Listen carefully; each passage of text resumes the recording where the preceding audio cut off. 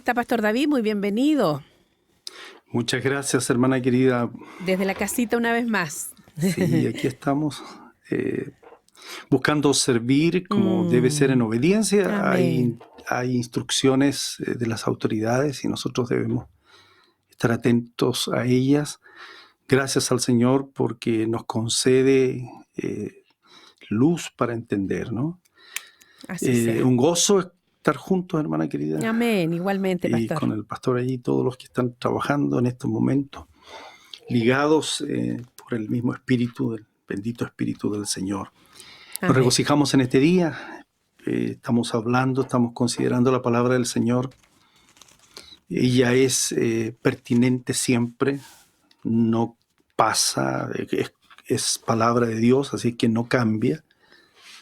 Y estamos agradecidos, como digo, entonces por eso, porque tenemos la oportunidad en esta mañana de compartir con todos los hermanos que nos están escuchando. Amén, Pastor. Hemos dicho aquí en estos miércoles anteriores que estamos frente a la palabra que dice que Dios, nuestro Padre, nuestro Dios es eterno. Por eso hemos dicho, es el Padre eterno. Y como dijo nuestro Señor Jesucristo, que en el Padre están los tiempos, ¿no? En Él están los tiempos. Y en Él está, en su sola potestad, están las sazones del tiempo, cuando los tiempos corresponden en su voluntad, que calcen justo, pues justo con lo que Él había dicho, con lo que Él había, por ejemplo, profetizado. Así es que estamos en eso hoy, frente a la palabra del Señor, para reconocer que nuestro Dios eterno, nuestro Dios y Padre eterno, ha querido manifestar su palabra, dice Tito, en este tiempo, en el tiempo de nuestro Señor Jesucristo, cuando Él, es el Verbo, se hizo carne, hasta estos días. Y esto no se ha detenido. Lo que parece a nuestros ojos o a nuestro entendimiento humano, lo que parece mucho tiempo, en la carta del apóstol Pedro dice, ¿no? Citando las Escrituras, también dice que para el Señor un día es como, así dice, ¿no? Recordarán, bueno, es como 1000 años, y 1000 años son como un día. No ignoréis esto, dice. Para con el Señor, un día es como 1000 años y 1000 años como un día. Así es que no es que se retarde o retrase, ¿no? Se retarda la promesa del Señor en algunos aspectos que uno quisiera que estuvieran ya casi frente a nosotros en la contingencia humana. ¿Por qué? Decimos, ¿por qué no se manifiesta Dios ahora en esta situación puntual? Nosotros tenemos una capacidad muy reducida, mínima capacidad de contener, de contención, de contener cosas. Es muy reducida. Entonces las cosas nos sobrepasan fácilmente. Todas las cosas nos sobrepasan fácilmente. No hay en nuestra vida una capacidad para que haya plenitud de comprensión en aspectos que se nos van de las manos. Incluso en cosas domésticas, en cosas personales, individuales. Uno dice, pero no entiendo por qué me pasa esto. Llevo tanto tiempo buscando, tanto tiempo intentándolo. Entonces los tiempos nuestros, por nuestra incapacidad, los tiempos se nos van de las manos, no calzan bien. También las cosas familiares, y del mismo modo, o las cosas laborales, las cosas fuera de casa, ¿no? Así también nos ocurre en el ministerio, en las cosas del servicio al Señor, ¿no? Y bueno, uno quisiera que las cosas se den pronto. Tal vez uno arma con lo que está entendiendo en esta reducida capacidad, uno arma un mundo nuevo. Uno arma, toma esta promesa del Señor, esta otra promesa, esta palabra, busca interpretar el momento que vive y bueno, dice ya estamos en el tiempo. Y puede decir, ¿por qué no se da? ¿Por qué no se manifiesta? Cuando el Señor Jesucristo resucitó, Cito lo de Hechos, ¿no? Con lo que escribió Lucas. Cuando nuestro Señor resucitó, sucedió algo parecido, ¿no? Sucedió algo parecido. Porque, bueno, los apóstoles durante 40 días, dice, después de la resurrección de nuestro Señor, estuvieron con Él en un momento, en otro momento, y les habló, dice, les dio muchos mandamientos y les habló particularmente del reino de Dios. ¿Por qué cito eso hoy? Porque tenemos como un paralelo allá en Eclesiastés a propósito de un gobierno, el gobierno de un rey, Salomón. ¿Y por qué cito lo del reino de Dios acá?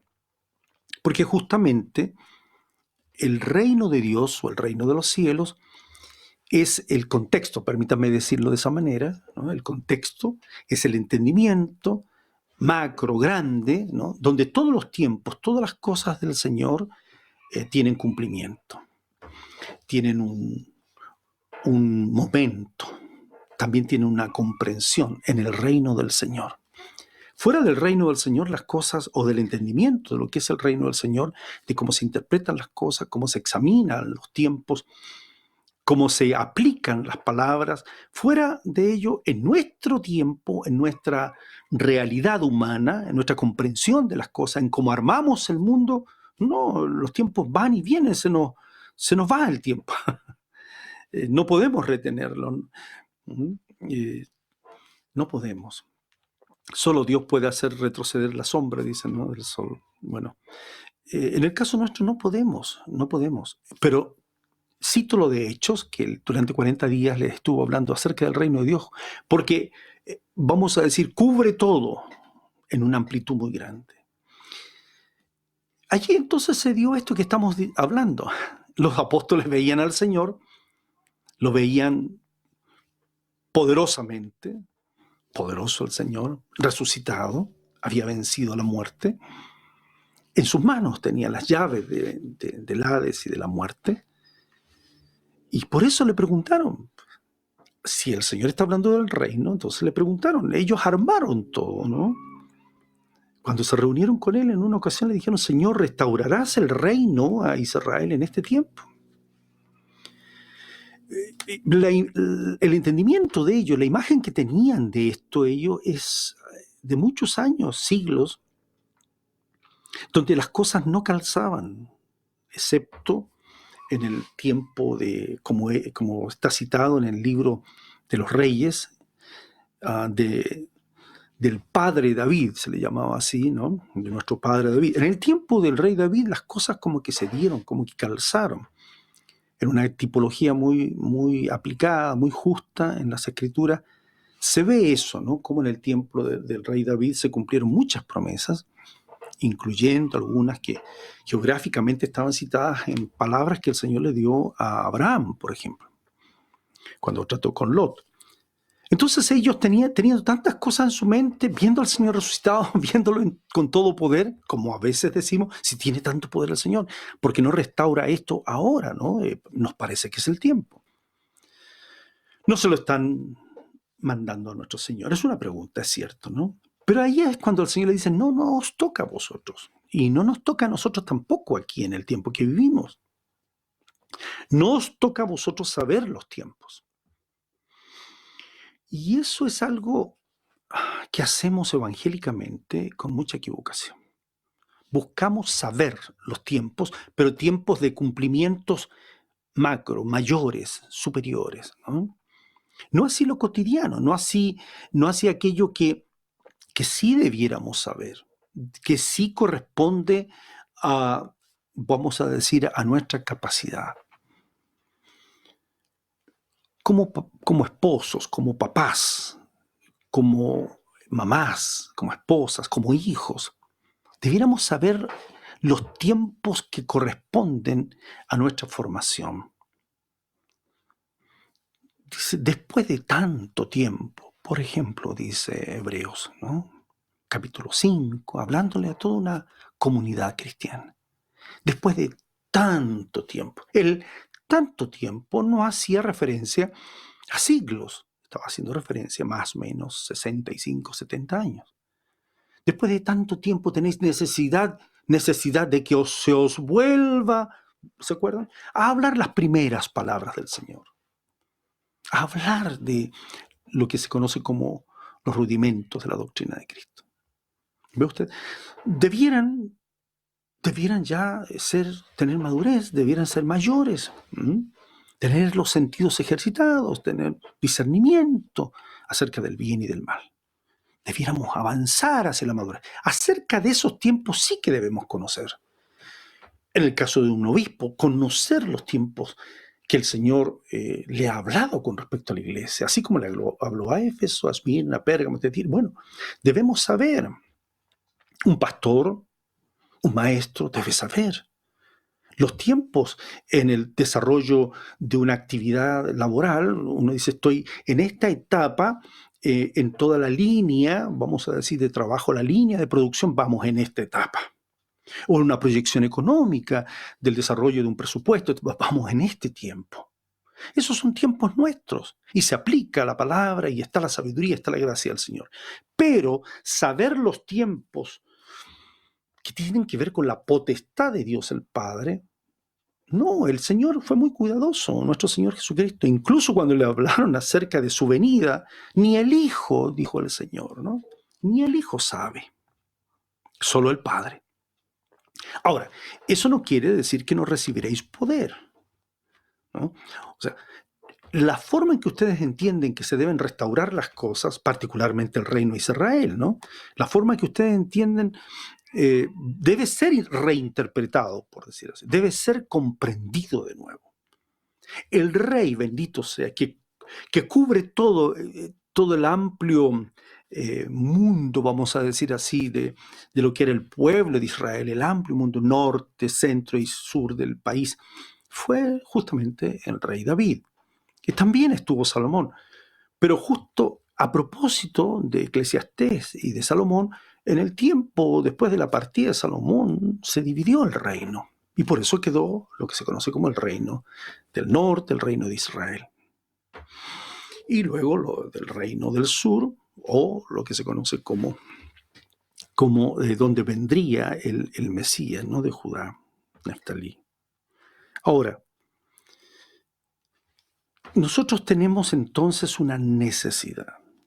Y la necesidad de comprender que si no aceptamos algunas condiciones, nuestra capacidad estará siempre mostrándonos en términos así como nuestra capacidad nos va a mostrar siempre en términos de pérdida, en términos de frustración, mostrándonos que no vamos a alcanzar a cumplir, vamos a decir así, metas cristianas. Si no entendemos lo del reino de Dios, vamos a aprender a cantar, a orar, a diezmar, a muchas cosas, pero no entenderemos, ¿no?, los procesos del Señor en nuestra vida, en el pastorado, en el ministerio, por nuestra incapacidad, y nos vamos a frustrar. Un ejemplo, yo lo digo acá, que es una cita de Mateo, pero es un ejemplo pequeño, hablando del reino de Dios. Cuando se cita, Mateo 24, se cita, ¿no?, lo que nuestro Señor estaba hablando con ellos, ¿no? Se conoce como título allí las señales antes del fin. El Señor dijo, no quedaría aquí piedra sobre piedra que no sea derribada, refiriéndose al templo. Entonces, con respecto a tiempo, le preguntaron, ¿cuándo serán estas cosas? Pero además, ¿qué señal habrá de tu venida? Y finalmente, ¿y qué señal habrá del fin del siglo? Es como que hay tres cosas allí. No voy a entrar a eso, estudio. Lo primero, ¿cuándo sucederá esto de que no quedará piedra sobre piedra? En el caso del templo, se habla del año 70, se habla de un general romano, etc. Bueno, de tu venida es lo segundo, y del fin del siglo, como lo de tercero. Pero yo voy a citar una palabra nomás acerca del reino de Dios y la necesidad de entender que si hacemos las cosas correctas con respecto a los tiempos del Señor, los tiempos nuestros, personales, Jesús dijo, mi tiempo aún no ha llegado, vuestro tiempo siempre está presto. No es un juego de palabras. Entonces, para entender un poquito aquí en Mateo 24, dice, por ejemplo, ¿no? Por haberse multiplicado la maldad, el amor de muchos se enfriará. Así dijo el Señor. Mas el que persevere hasta el fin, no es que persevere viviendo hasta el fin, como Pedro creyó eso con respecto a Juan, el apóstol. No, el que mantenga, como se le dice a Esmirna, el que mantenga su vida hasta el fin como testimonio, ese será salvo.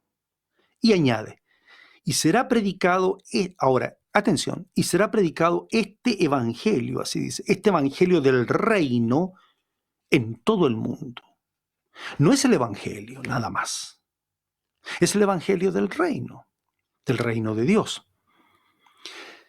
Pero cuando se habla del evangelio o se habla de la noticia del reino, es la noticia del rey que está gobernando en este reino, que es el reino de Dios el Padre, que lo ha puesto bajo su Hijo, ¿no? Que su Hijo gobierna. Le ha entregado el reino, exceptuando al Padre. El apóstol Pablo va a decir, ¿no?, que hemos sido, repetimos muchas veces esto, trasladados, cuando nos convertimos al Señor, trasladados de la potestad de las tinieblas, donde el tiempo es distinto, hay oscuridad, hay tinieblas, al reino de su amado Hijo, a su luz admirable, donde hay entendimiento acerca de las cosas. ¿Cuándo será predicado este evangelio del reino en todo el mundo? Pero dice algo allí, dice, para testimonio a todas las naciones. Testimonio a todas las naciones. Dice, y luego dice, y entonces vendrá el fin. Si usted lo une eso a Mateo 28 al final, y de hacer discípulos a todas las naciones. Habla entonces de que todas las etnias, todos los grupos humanos, todas las razas humanas, todos los que anhelan un gobierno, anhelan un orden, anhelan entender su vida, el porqué y para qué de su vida, todo hombre de cualquier nación, tribu, lengua, bueno, toda nación, en ese sentido, cualquiera sea la disposición geopolítica actual, pero todo etno, toda nación, todo hombre de cualquier raza, de cualquier lengua, sepa que que el reino eterno de Dios se revela, se manifiesta y hay un rey, hay un juez, rey puesto por Dios, que es nuestro Señor Jesucristo. Eso, la iglesia debe dar testimonio de ello en todo el mundo, para que todo el mundo sepa que hay un rey. Ese testimonio es mediante la vida de este pueblo de Dios. No éramos pueblo, ahora somos pueblo de Dios. Podemos anunciar las virtudes del rey. Somos un reino de sacerdotes y gente o pueblo santo. Ahora, eso no lo hacemos. Estamos muy al debe, muy equivocados como iglesia. Muy equivocados, porque no hemos entendido que para que el mundo conozca verdaderamente a quien envió Dios, le conozca al Señor, sepa, tenga conocimiento, tenga testimonio, es necesario que estemos todos unidos bajo la gloria del Señor. La gloria que me diste yo les he dado para que sean uno, para que el mundo conozca quién es el enviado, quién es el Rey, quién es el Señor. Eso no lo estamos haciendo como pueblo de Dios, divididos, muy separados. Entonces, ¿cómo entendemos los tiempos para la iglesia? Lo que debe hacer la iglesia, o estamos en una falta grande. Vamos a verlo un poquito después esto en Eclesiastés, porque hemos prometido muchas cosas, hemos hablado muchas cosas delante del Señor y no las hemos hecho bien, En Eclesiastés, como decía, en el capítulo 4 de Eclesiastés, dice allí, en el verso 3 en adelante, que mejor es el muchacho pobre y sabio que el rey viejo y necio que no admite consejos. Pasa eso en el pueblo evangélico también, ¿no? Así como un rey necio que no admite consejos. Pasa eso entre nosotros también. Hay mucha autoridad cristiana, sea evangélica o la que otros definan como cristiana, que no admite consejos. Hay un planteamiento de gobierno, de autoridad, de obreros, de pastores, en que ya por el solo hecho de la edad, no por la obra, no por el resultado de vuestra conducta, dice, ¿no? No se puede imitar fe. ¿Por qué? Porque lo que se impone es una autoridad necia, dice allí, ¿no? Que no admite consejo. Y eso sucede, estamos en un sistema de gobierno de iglesia, hay varios, ¿no? Hay mezclas ahí, pero donde no se admiten consejos, no se recibe palabra de otro obrero del Señor. Al contrario, cada uno está muy encerrado, muy limitando, ¿no? Todo, muy temeroso de que otro pueda invadir, por decir así, su espacio. Por eso habla de un muchacho como en el caso de Eliud. Recuerdan ustedes a Job, ¿no? Un jovencito. Un muchacho, dice, sabio, pobre y sabio. Ahora, hay una situación que se da allí que debemos de cuidar mucho también nosotros. En el ministerio del Señor vienen nuevos obreros y dice, oh, mire, y todos se van tras él. Probablemente, ha entendido alguna verdad, no digo todo, pero alguna verdad del Señor. Esto es, dice. Y se van todos a la iglesia, todos. La palabra cambio es el eje, ¿no? La bisagra que todo lo mueve. Cambio, yo sé que voy a provocar el verdadero cambio, ¿no? De una nueva sociedad, de un nuevo mundo, de la igualdad, de lo que sea, ¿no? De un nuevo hombre, cambio. Y ahí está también en el caso nuestro un hombre con una idea, con una chispa, y todos vamos tras él. Dice así aquí, vi caminando, ¿no? A todos detrás del muchacho sucesor. Así es.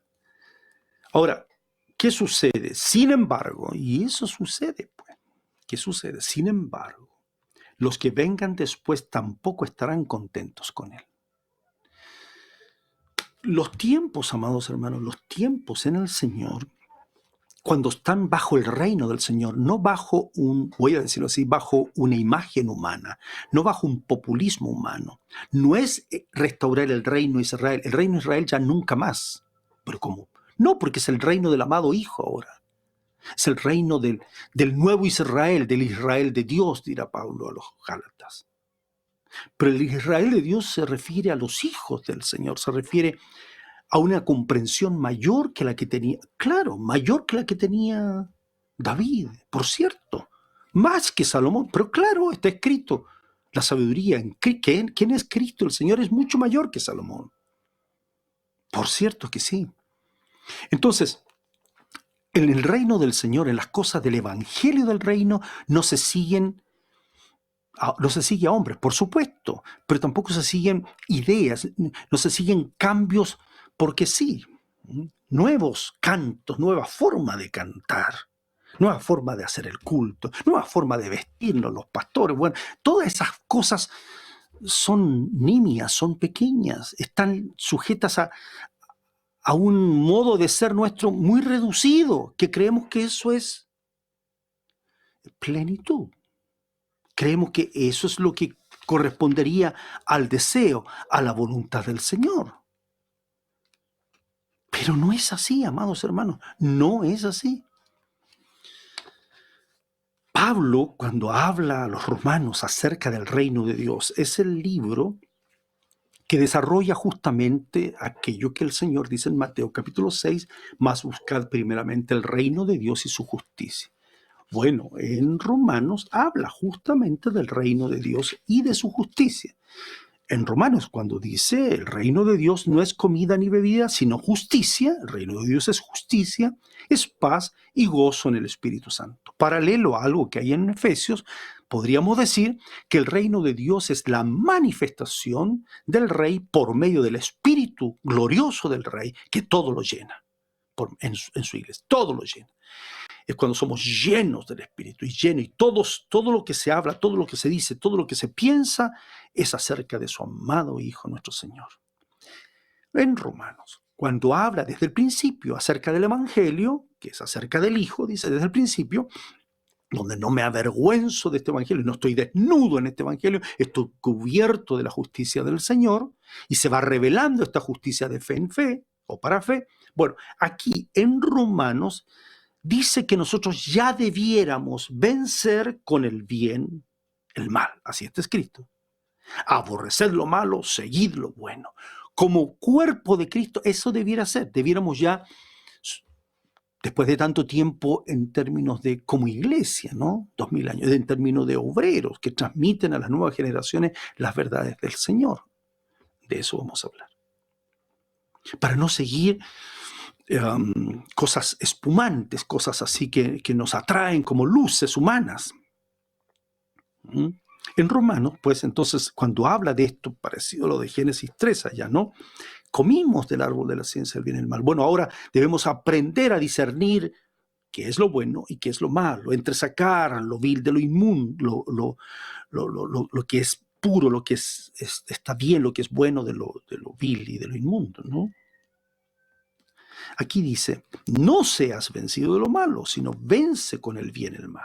Eso es en el reino del Señor, eso es bajo la potestad del Señor. Y allí cita esto, en Romanos 13, de cómo funciona la magistratura humana, cómo funciona el gobierno del hombre en general en la administración de justicia. Como dirá allá en Deuteronomio capítulo 7. Cómo se administra la justicia del Señor. ¿Quieres pues no temer la autoridad? Haz lo bueno y tendrás alabanza de ella. En este contexto de la administración de lo que debo hacer y cómo lo debo hacer, dice así, verso 11 dice, y esto, conociendo el tiempo, que es ya hora de levantarnos del sueño. ¿Cómo es eso? ¿Es posible que una iglesia se duerma? Lo dice el apóstol Pedro. Conociendo el tiempo que es ya hora de levantarnos del sueño. Y eso, hermano, no sé si lo tenemos asumido. Si conocemos el tiempo o estamos dormidos. ¿Ya? La hora está, dice, porque ahora está más cerca de nosotros nuestra salvación que cuando creímos. La noche está avanzada, se refiere a tiempo. Conociendo el tiempo, dice que es ya hora de levantarnos del sueño. Frente a eso, un paralelo en Efesios capítulo 5, verso 14, dice, por lo cual despiértate tú que duermes. Se le está hablando no a los inconversos, sino a los creyentes. Levántate de los muertos y te alumbrará Cristo. Dice, pero ¿cómo vamos a estar muertos? Es como si estuviéramos muertos.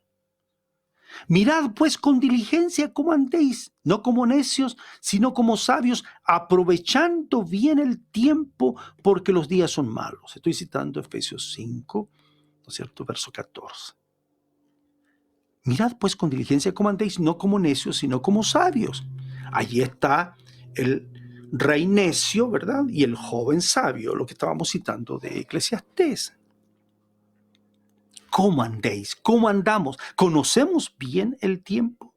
¿Lo hacemos como el Señor quiere que lo hagamos? No seamos, dice, insensatos como el hombre viejo, ¿no? ¿No? Sino entendidos de cuál sea la voluntad del Rey o del Señor, que es sinónimo. Sed llenos, no os embriaguéis con vino, en lo cual hay disolución, antes bien sed llenos del Espíritu. Pero no es para una vivencia personal, sino para que los tiempos del Señor se manifiesten en nuestros tiempos humanos, por nuestra humana debilidad, como dice Pablo, en nuestra condición, hablando entre nosotros la gracia, la palabra, el cántico del Rey, del reino del Señor, dando siempre gracias al Dios y Padre. Entonces ahí habla de el reino, dice someteos unos a otros, se somete la casada al marido, el marido se somete a su cabeza que es Cristo y ama a la mujer como Cristo amó a la iglesia. Todo es sometimiento, porque allí no es si yo quiero, es una orden, ¿no? Cómo debe amar el marido a la mujer. Después los hijos se someten a los padres, pero los padres se someten a la palabra y no crían a los hijos como ellos quieren, sino como dice el texto, ¿no? En disciplina y amonestación del Señor. Los empleadores o los empleados se someten a los empleadores, pero los empleadores se someten al mayor de todos, que es nuestro Dios y Padre. Está hablando del reino de Dios, pero tenemos que ser entendidos, tenemos que despertar del sueño, de este aletargamiento en que vivimos por causa de la sociedad, ¿no?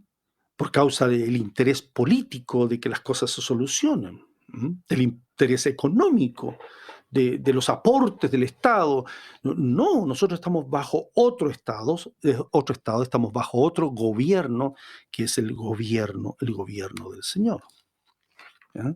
No es el tiempo para vivirlo como nosotros creemos, sino vivirlo, ¿no? De acuerdo, como dice allí, entendidos, de acuerdo a la voluntad del Señor. Ahora, acerca de esto, uno pudiera tener voy a presentar 2 versículos como una confusión. Porque cuando dice en 1 Timoteo capítulo 2, dice, exhorto ante todo a que se hagan rogativas, oraciones, peticiones y acciones de gracia por todos los hombres, dice, ¿no? Por los reyes y por todos los que están en eminencia, para que vivamos, entonces dice, para que vivamos quieta y reposadamente en toda piedad y honestidad. Uno dice, vamos a orar para que todo sea como nuestro dicho, ¿verdad? Es un dicho, como una taza de leche. Para que todos vivamos muy bien, cada vez que salimos de casa, miramos al vecino, nos sonreímos, saludamos, todo bien, ¿no? En el metro también lleguemos a vivir sin empujones, todos mirándonos y sonriéndonos los unos a los otros. No es exactamente así, ¿eh?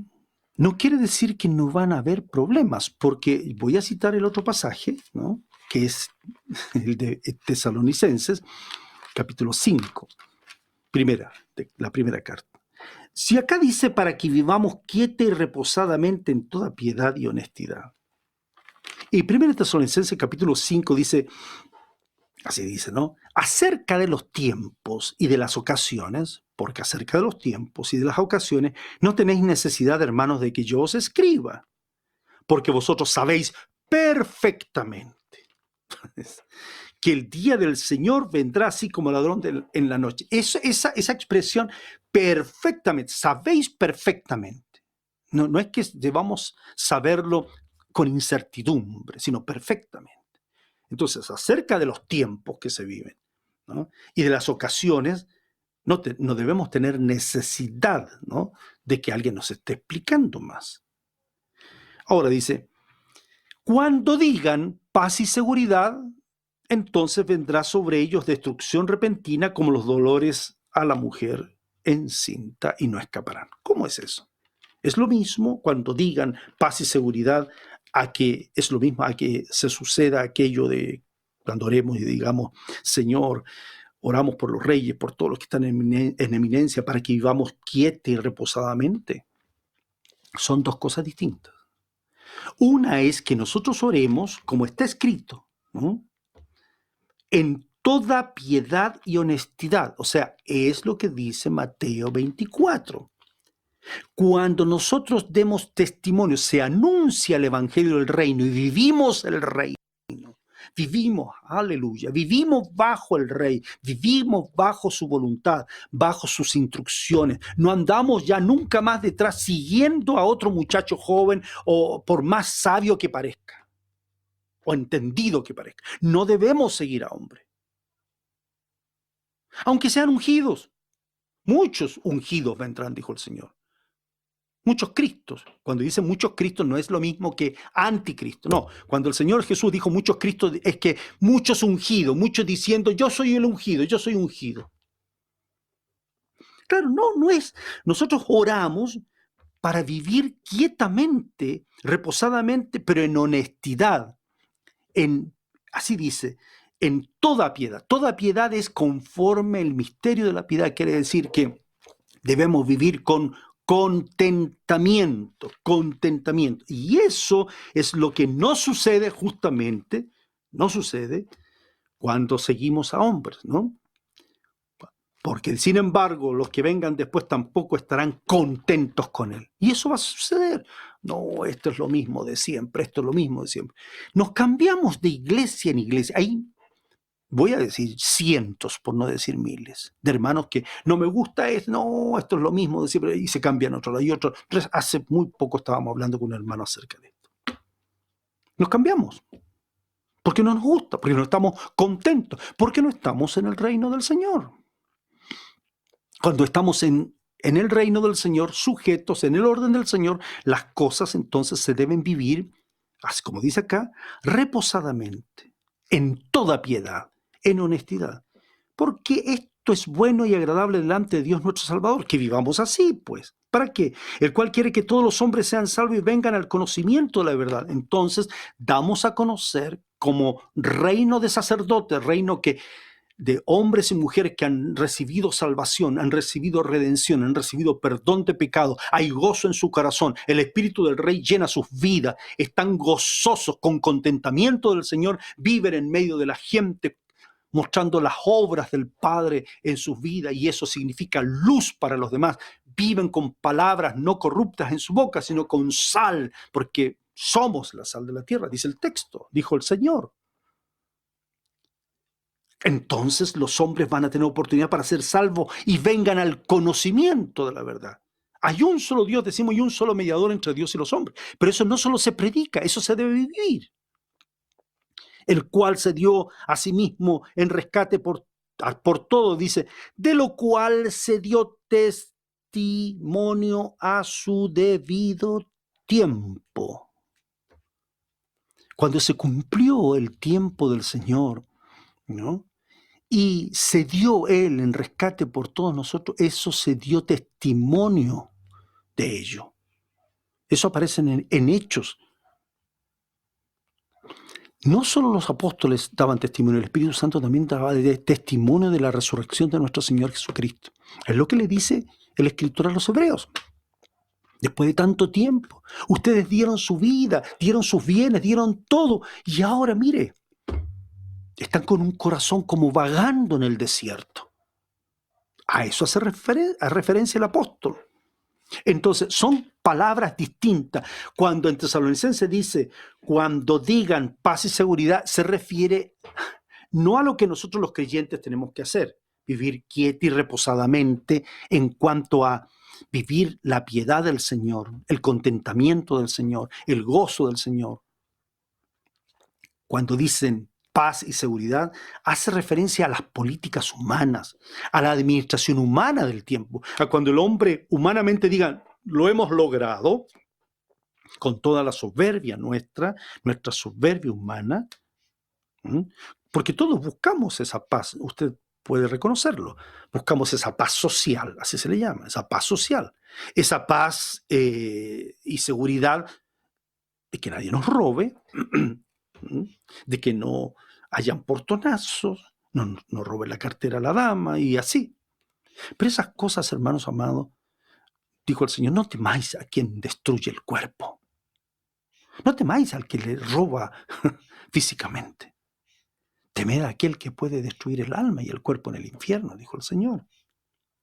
Pero el mundo busca dar esa credibilidad y maneja todas las cosas, las situaciones públicas, las necesidades, sus políticas están allí tratando todos los días a que calcen, hay una oposición y eso en todas partes así, pero cuando lleguen a decir paz y seguridad, bueno, va a venir sobre, así dice, sobre ellos, no dice sobre los cristianos, sobre ellos, destrucción repentina, como los dolores a la mujer encinta y no escaparán. En el caso nuestro, no tenemos necesidad de entender o no eso. Debemos saber perfectamente cómo va a ser, porque va a venir como ladrón en la noche. Pero el versículo 4 dice, más vosotros, hermanos, no estáis en tinieblas para que aquel día os sorprenda como ladrón. Como ladrón les va a sorprender a ellos, pero no a los creyentes. Yo estoy leyendo textualmente. 1 Tesalonicenses 5:4 dice, mas vosotros, hermanos, no estáis en tinieblas para que aquel día, ¿no?, el día del Señor, os sorprenda como ladrón. Porque todos vosotros sois hijos de luz e hijos del día. No somos de la noche ni de las tinieblas. Por tanto, no durmamos. O sea, está haciendo referencia. Es tiempo ya, la hora está avanzada, de despertarnos del sueño. Como los demás, no durmamos, sino velemos, seamos sobrios, ¿no? Los que duermen, bueno, de noche duermen. Los que se embriagan, de noche se embriagan. Pero nosotros que somos del día, o sea, pertenecemos al reino de luz, eso quiere decir, seamos sobrios, habiéndonos vestidos con la coraza de fe y de amor y con la esperanza de salvación como yelmo. Un paralelo, ¿verdad? De Efesios 6. Porque no nos ha puesto Dios para ira, sino para alcanzar salvación por medio de nuestro Señor Jesucristo. Para ira justamente es que, como los demás, nos vengan las cosas repentinamente y tengamos dolores como la mujer encinta, ¿no? Amados hermanos, si nosotros como iglesia, como casa del Señor, queremos estar preparados, es lo que le decía el Señor con respecto al reino de los cielos. El reino de los cielos es semejante a 10 vírgenes. ¿Recordarán ustedes? La parábola no trata de 10 vírgenes, trata del reino de los cielos. No, pastor, ahí dice 10 vírgenes. No, es como, eso es un símil, está hablando del símil, está hablando del reino de los cielos. El reino de los cielos es semejante a. Bueno, ¿cuál es la diferencia entre las vírgenes? Que unas tenían aceite en su lámpara y fueron prudentes para salir a recibir al esposo, y otras fueron necias, que es de lo que estamos hablando en el trasfondo de esto, ¿no? Y no llenaron de aceite sus lámparas. Si usted hace un paralelo y examina a qué se refiere, la lámpara es el espíritu del hombre, dice la Escritura. En nuestro corazón, en nuestro espíritu, debe estar el aceite.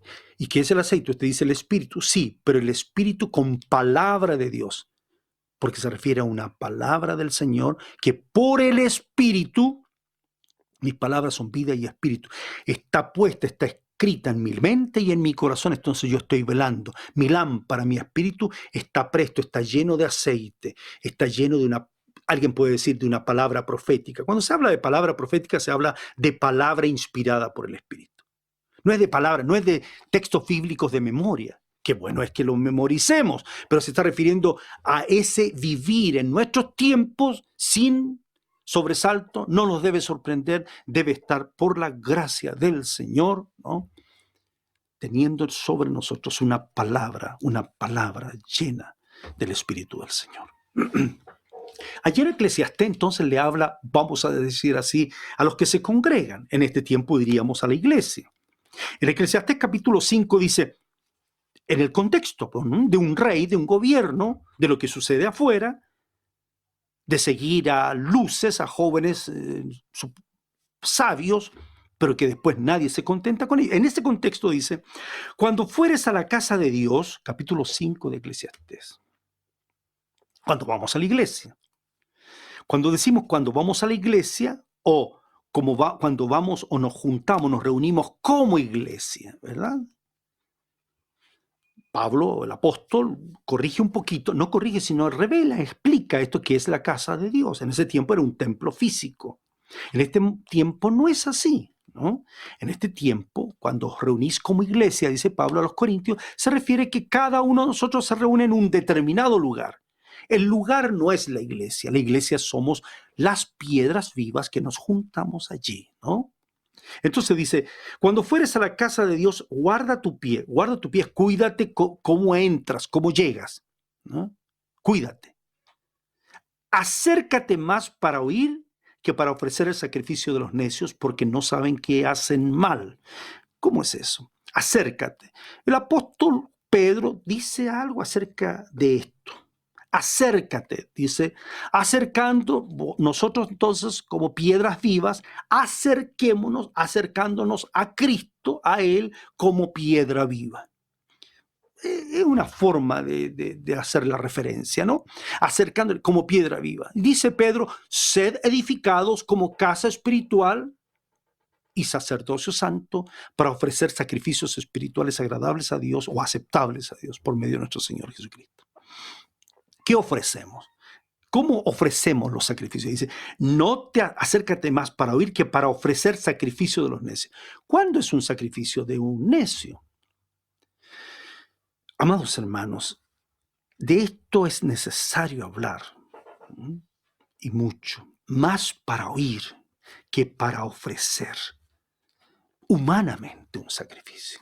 Nuestros sacrificios espirituales, cuando Pablo dice, o el escritor dice, hablando de fruto de labios, ¿no?, que confiesan su nombre, esos son los sacrificios de Dios, o el espíritu que está quebrantado por la palabra del Señor. Bueno, eso está citado allí en Santiago. Está citado en Santiago. Llegamos con pruebas, llegamos con luchas, llegamos con dificultades a la casa, o nos reunimos como casa. Entonces dice, amados hermanos míos, no erréis. Así dice. Toda buena dádiva, todo don perfecto desciende de lo alto, del Padre de las luces, en el cual no hay mudanza ni sombra de variación. Dios el Padre es Padre de las luces, es Padre de los hijos de Dios, es Padre, por supuesto dirá alguien, ¿no? Es Padre de toda bendición del Señor, de misericordia, de consolación. Él dice, de su voluntad nos ha hecho nacer por la palabra de verdad, para que seamos primicia de sus criaturas. Estoy leyendo en Santiago capítulo 1, verso 18. En el 19 dice, por esto, o sea, por lo anterior, mis amados hermanos, todo hombre sea pronto para oír. Acércate más para oír que para hablar, apresuradamente, ¿no? El sabio es más sabio cuando calla que cuando habla, fíjese. Más para oír que para hablar. Todo hombre sea pronto para oír, tardo para hablar, tardo para... No te aires, tardo para irar. ¿Pero por qué me sucede esto? ¿Pero por qué? ¿Por qué esto otro? Porque la ira del hombre no obra la justicia de Dios. Por más que yo me aire, me moleste, me enoje. Voy a insistir, es que esta prueba, es que esta lucha, es que esta tentación, es que este pecado. ¿Pero por qué me ocurre esto? Bueno, porque hay dudas en nuestro corazón, ¿no? Porque somos como, dice, ondas del mar, que somos arrastrados de un lado para otro. Porque somos de doble ánimo. Porque somos inconstantes en nuestros caminos. Entonces quedamos expuestos. Es a propósito de lo que les decía, ¿no? Queremos manejar los tiempos, manejar el día. Y no nos sujetamos como debe ser al reino o al evangelio del reino de Dios, o al reino de Jesucristo el Señor, a las disposiciones del Señor, a las enseñanzas del Señor. ¿Qué debo hacer? ¿Cómo debo hacer? No basta con decir, en el nombre del Señor comienzo el día. En el nombre del Señor y con la palabra del Señor voy a vivir, más para oír. No te des prisa con tu boca, a eso se refiere, ¿no? Necedad. Ni tu corazón se apresure a proferir palabra delante de Dios. Oh, Señor, yo aquí vengo porque te quiero, porque te amo. Y empezamos a proferir palabras. Cuidado, dice, Dios está en el cielo y tú sobre la tierra, por tanto sean pocas tus palabras. Lo que hace referencia a que de nosotros sale ese entendimiento de que podemos agradar a Dios por nosotros mismos. Es imposible, pero es imposible agradar a Dios, solo con fe. Sin fe es imposible agradar a Dios. Pero se refiere a la fe del Hijo, a la fe de Cristo, no a la fe popular, humana, general. El pasaje en hebreo se refiere a la fe del Hijo. La certeza de lo que se espera se refiere a esperar al Hijo, como viendo al invisible. La convicción de lo que no se ve no es la convicción de estoy embarazado de esto, de lo otro, y yo luego voy a querer tener esta cosa y esta otra cosa, porque no se refiere a eso. Convicción de lo que no se ve es la convicción del amado Hijo que está siempre con nosotros, aunque no le veamos, nos alegramos con gozo inefable y glorioso, dice Pedro. Entonces nos acercamos más para oír, porque hay un trono que está sobre nosotros. De la mucha ocupación viene el sueño, dice. Y de la multitud de las palabras, la voz del necio. La mucha ocupación es lo de Marta. Viene el sueño y vienen ideas en nuestra mente. Y multitud de las palabras, ¿no? La voz del necio. Parecía que María no estaba ocupada en nada, pero estaba oyendo. Y es más importante oír que ocuparse. Porque con la ocupación después justifico. Yo mismo me justifico y justifico lo que puede decirse es mi obra. Eso es muy, muy, muy delicado. La palabra de Dios permanece para siempre, mas nuestras palabras no permanecen.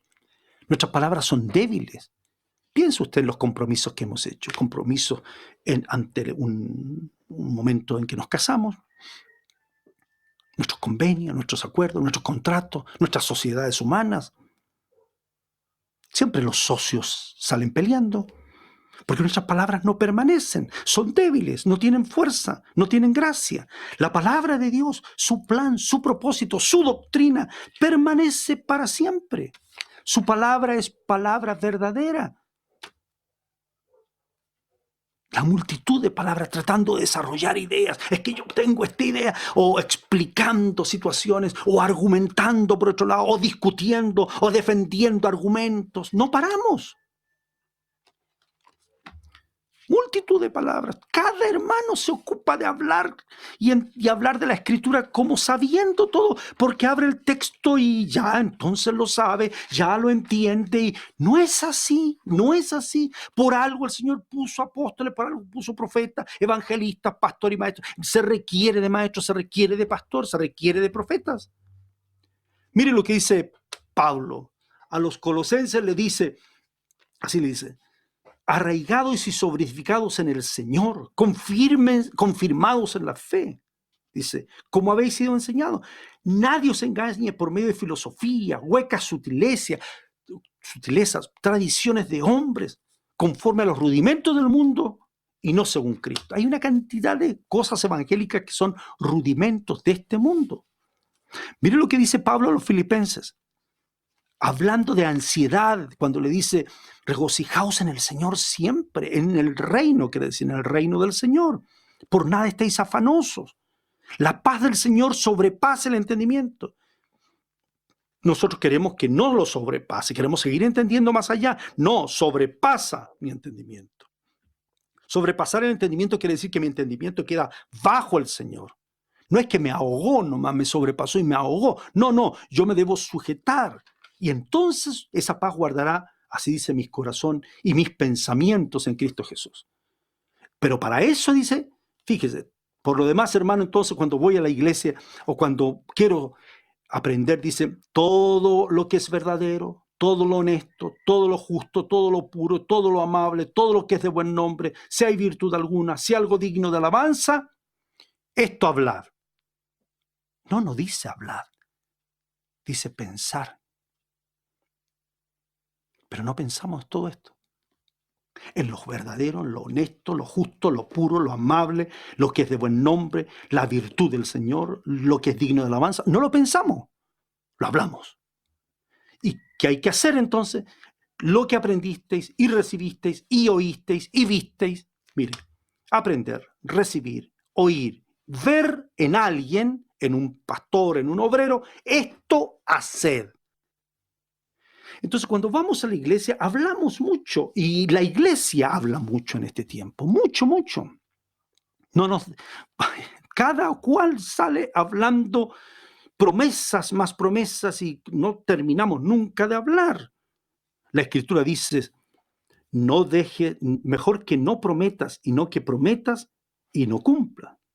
No dejes que tu boca te haga pecar, ni digas delante del ángel que fue ignorancia. ¿Por qué harás que Dios se enoje a causa de tu voz y que destruya la obra de tus manos? ¿Qué quiere decir delante del ángel?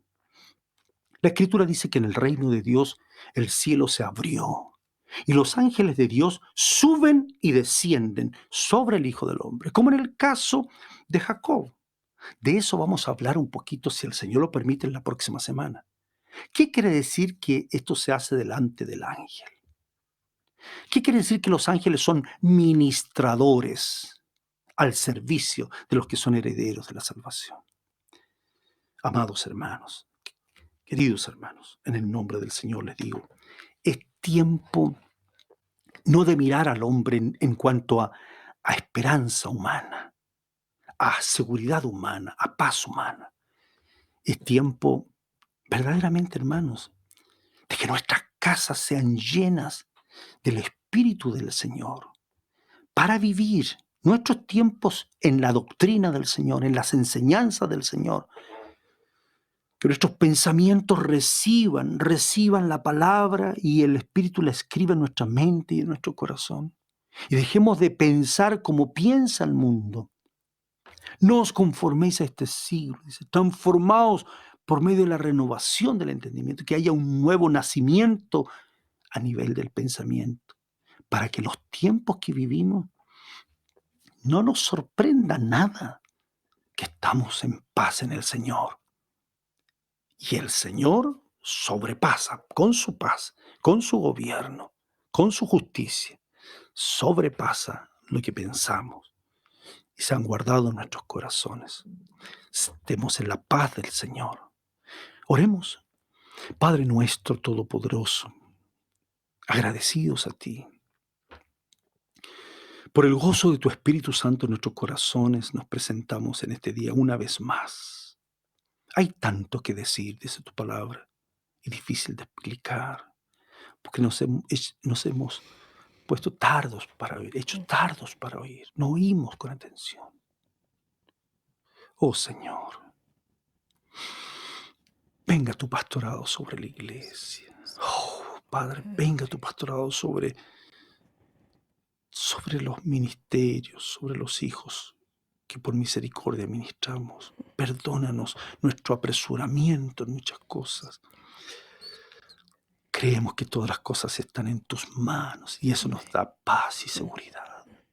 Todo está en tus manos y todo está sujeto a los pies de Jesucristo nuestro Señor. A Él damos toda gloria, toda alabanza en el nombre del Señor.